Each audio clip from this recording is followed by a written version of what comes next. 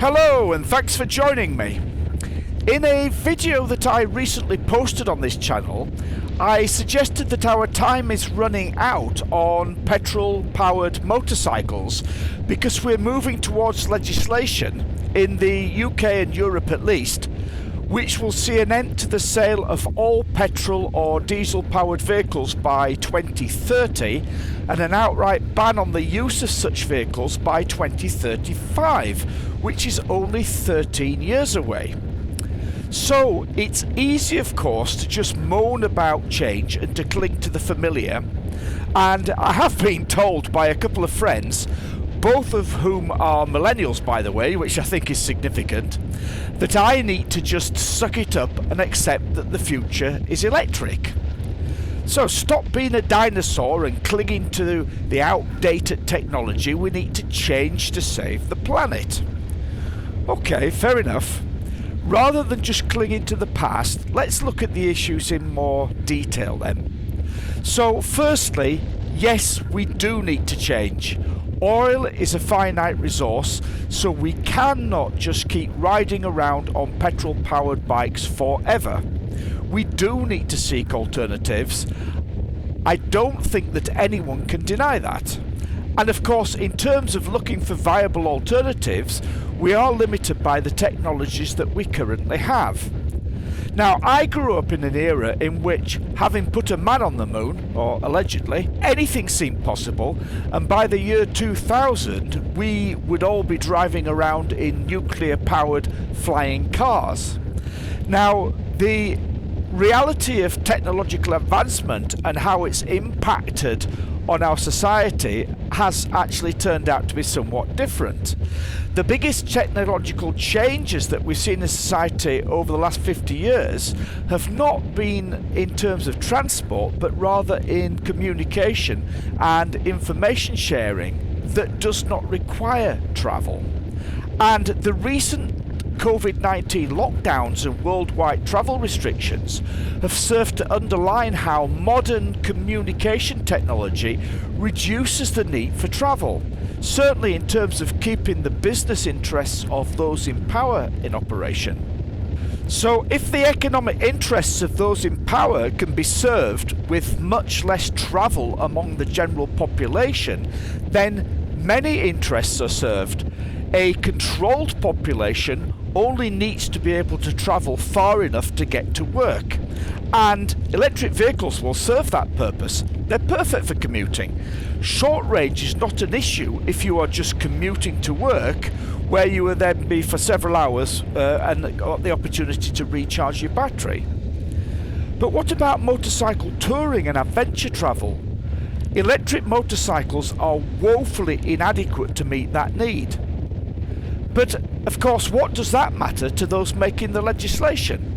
In fact, it's a positive benefit. If electric vehicles restrict your freedom of movement, it makes you easier to control. So I would suggest that the limitations of electric vehicles are actually very politically attractive to those in power, because the argument for switching to electric vehicles is certainly not supported by the environmental science. Certainly there will be benefits of having only electric vehicles in major cities in terms of improved air quality and reduction in noise pollution, but to fully appreciate the difference between petrol vehicles and electric vehicles, you have to look at their impact over the whole life cycle and not just immediately in use. The problem with electric vehicles is that whilst the emissions during use may look good, the emissions and energy usage for their manufacture, their shorter lifespan, and then the issue of disposal or decommissioning also needs to be considered. Providing sufficient charging points will be impossible if everybody changes to electric vehicles. And I assume that the policymakers are aware of this because it's so obvious.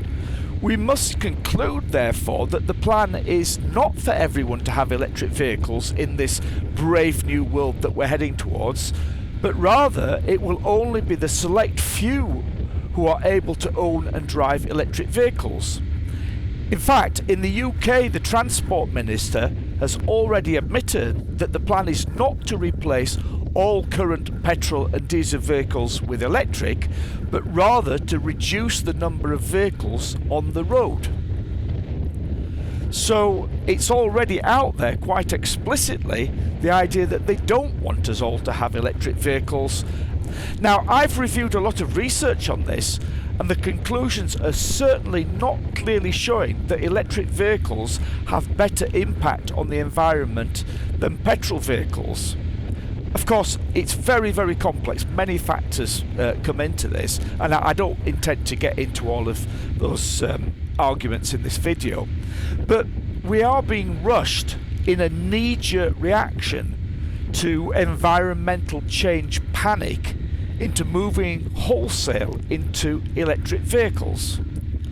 So I reiterate something that I said at the start of this video. Yes, we do need to find alternatives to oil, because oil is a finite resource which we cannot rely on forever. But it seems to me that we're being pushed into an electric technology that is evidently not better in terms of its environmental impact. Certainly not at the moment. It's no better for the environment, and it will result in huge social change, which, it seems to me, will benefit certain sections of society to the detriment of other sections of society. And how are we being pushed in this direction? Through the use of fear. The COVID-19 pandemic has been a perfect example of how fear can be used to effectively control the population. Fear of environmental disaster is being used to push more social and economic changes through. Motorcycling has always been associated with freedom, and this is something that I've discussed in several other videos. As a baby boomer, I think that I've been privileged to live through one of the greatest ages of freedom, and certainly a golden age of motorcycling. I cling to the memories because I think the future is less bright for millennials and Generation Z. What do you think? Tell me what you think in the comments below, please. See you next time. Ride safe. Thanks for listening. Bye.